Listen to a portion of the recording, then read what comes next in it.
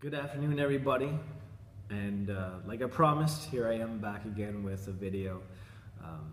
I admit they're not the most high quality videos that you probably watched on the internet, but some people have said that they enjoy having them, that it's nice to make at least some sort of connection with the teachers. So here I am again doing my thing. And funny story, I'm about to lose my job here at ADHS. Boom, that was unexpected. And no, I'm not joking. This isn't, it is part of today's activity, but it's not just making this up for the sake of creating a teaching activity. We're a unionized workplace, and at the end of the year there's going to be cuts, and the cuts are based on seniority, and I don't have enough seniority to stay at ADHS, so I'll be, at least unless a miracle happens, I'll be gone somewhere else for next year. I don't know where that place is going to be. Possibly Fellows. So for those of you who are at Fellows, stay around for a fifth year, and we can talk philosophy at some point next year if you're up for it. I don't know if that's what's going to happen, but anyways, I'm about to lose my job, which is kind of a drag because I enjoy teaching here at ADHS, and I've been teaching here pretty much since 2008, although I was bumped out of this job one time before, just probably a little bit too long ago for Fellows people to remember, but in 2013, I believe, the first semester 2013, I was there teaching in the special ed department. And I like Fellows, and cool place. I just wish it was about 40 minutes closer to Armpire because that's where I live.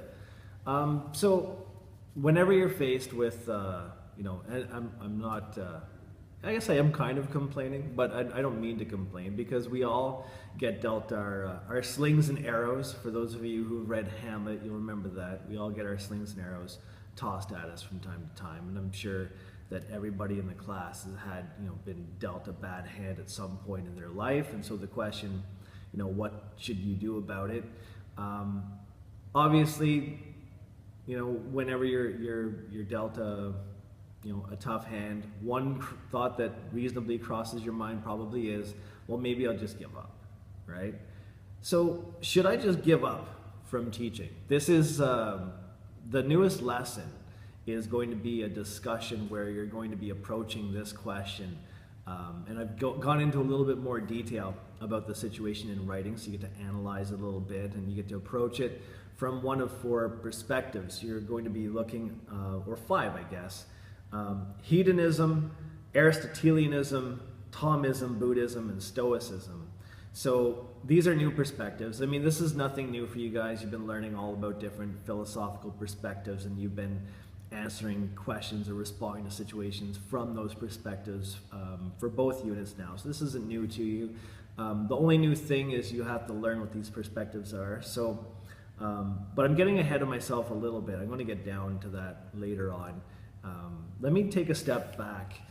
And the Think Morally discussion has been really fun for me to watch and to respond to. It's fun to see these like airtight or seemingly airtight situations get turned around just when you look at it from a different perspective, which is what moral relativism is all about. Moral relativism, by the way, it's sort of like it comes from a really good place where for centuries we as Canadians and Europe as a whole, the West, has had a very Eurocentric view of the world. Eurocentric means like we put Europe at the center of everything, and we judge things based on Western values. And Europocentrism it's natural. People are biased by nature. It's a form of bias, but it's had a pretty big, profound influence on civilization. We're about to start reading Heart of Darkness in my 4U class right now, which is about it's a person's view of what it's really like in colonial Africa, and it's disturbing. It's really disturbing the way that people can treat other people. But when you judge another society based on your own standards, you'll typically find that other society is backwards or immoral. So to give you a really good example of that, I think I've mentioned that my wife is Vietnamese. when we first started dating, I got to know her family.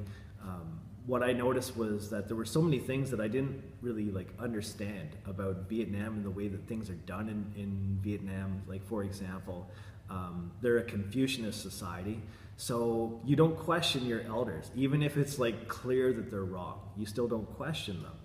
And as a Westerner, I look at that and say, well, that's dumb.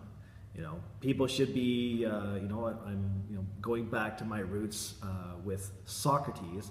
We search for truth, and a person should be, their opinion should be judged based on whether it's true or not whether they're older or younger than you are, but different society, different perspectives, and there's a very valid reason for that rigidity in a Confucianist society, is it creates stability, and that's something that we don't have as much of. So a really good example of that is, my wife taking a look at protests happening in Canada for like, G8 Summit or World Trade Organization, like those types of protests, or like protests against Donald Trump and whatnot, and sort of like saying, like, how is that any good? How is it good to have big groups of people in the street who could like, be propelled into violence, which happens at pretty much every G8 Summit or G20 Summit. Eventually people start looting businesses, which makes no sense at all, but it happens. So different perspective. If you measure somebody else based on like your measuring stick, it's not really fair. So moral relativism is the whole idea that we're going to judge other people based on their own standards. So when I take a look at, for example, the not questioning your elders in Vietnam, I shouldn't look at that from my point of view. I should look at it from a Vietnamese point of view, and my wife should be looking at protests not from like a Vietnamese point of view, but from a Western point of view, and saying, protest is an essential part of democracy, and it's a basic function of society to get upset at things that it doesn't like, and to voice discontent. So it comes from a very good place, but of course, like any other idea, it can get hijacked into the whole idea, well, anything goes because I get to decide what my own moral standards are. And so moral relativism can be like kind of a bit of a dangerous idea if it's like put in the wrong hands. But then again, any ideas can become dangerous when they're put in the wrong hands. But anyways, I've been digressing pretty badly. What I wanted to do was to just go over one more time what the expectation is for that particular assignment is not to just like sort of poke holes in the the situation, but to actually like examine it using what you know about ethics. So the question of should I give up as a teacher? Should I give up? Should I keep going as a teacher? Well, is it right to give up? Right is what should be done. If I give up, I have to like wonder, like, should I have given up? Well, is it right for me to not have an income anymore and I have like a family to take care of? Well, probably not. It's probably not the right thing to do to just like quit my job without having some other goal or some other something else to do. So it's probably not right for me to quit my job. Is it good for me to quit my job, like to give up? Well, that depends on what job do I end up with. Because good is it's an end, it's the result. An action is good if it results in like a good finish, I guess you would say.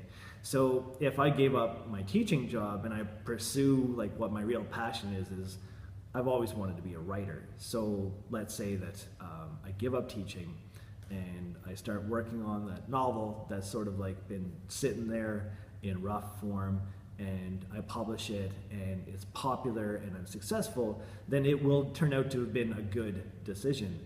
If not, if I can't get it published and I end up becoming bankrupt as a result, then it would be decidedly bad. Would it be moral for me to give up? Well, I think probably not, because isn't that the message that gets taught to us from like a young age, is that we shouldn't give up? I mean, going back to your Sesame Street days in elementary school, my son just had, I forget what the organization is, but they came in and did a NED talk, and NED stood for Never Give Up, Encourage Others, and Do Your Best. So according to the ethical norms of society, I probably should not give up on teaching or anything in general. Giving up would be like, it would go against whatever the ethical norm is. Do I have a duty to keep teaching? Well, I don't know.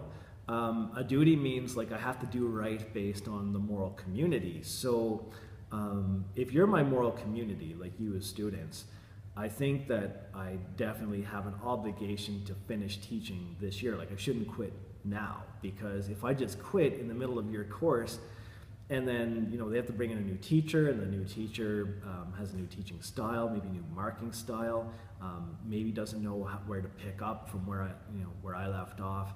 That's really unfair to you. So I would say that I definitely have an obligation to at least finish out the year. But once this year is over, do I have any further duty to you? Any further obligation? I would say probably not. I've already fulfilled my duty as your teacher of philosophy class, and I would be free to keep going. Legally, I'm totally free to give up on teaching and do something else. There's no law that says I can't. There's no law that says I couldn't quit tomorrow, actually. So what I'm trying to show you is, depending on how you look at this one question, the terminology that you use, your answer is going to be slightly different. So should I give up? Legally, sure. Based on duty, no, not yet, but eventually I could. Morally, no, I shouldn't. Is it a good or right thing to do? It's hard to know. It depends on how it would turn out. But just based on what I know about getting published and stuff as a writer, I know it's really hard, it's very competitive. Odds of getting noticed within the next 3 months, I guess you would say, pretty slim. So I would say probably not the right thing to do, but would it be a good decision? We'd have no idea until it actually pans out, either positively or negatively. So anyways, the whole point of that is just to make sure that whenever you're doing any type of discussion or this type of activity, where you have to examine and evaluate and give your opinion, try to bring that terminology with you, because some of you are doing a really good job actually of doing that and bringing in words like altruistic and obligation into your response, which really strengthens your response. But some of you are just, you're shrewd. I used the comment, and I was talking to Sydney today about the whole used car salesman thing. It's actually not meant to be a negative thing. It comes from when I bought my first car. It was sold to me by a used car salesman. I was 25, he was 21. I was a university graduate and he was not, and yet he was pulling in $10,000 a month in his really good months, which is decidedly more than what I was making at the time, or even what I'm making right now. So it's not meant to be an insult, but what I mean by used car salesman or salesperson is very good at talking, but you have to look more closely at the content. And for the particular response I was looking at, some of it was very reasonable and some of it was kind of shady. So just make sure that with your responses, you shoot straight based on the terminology and based on the concepts that we're learning about, because that's when I can really award you marks. Morally, I shouldn't be giving out marks for free. I should be requiring you to earn them, and you earn them by showing your knowledge. So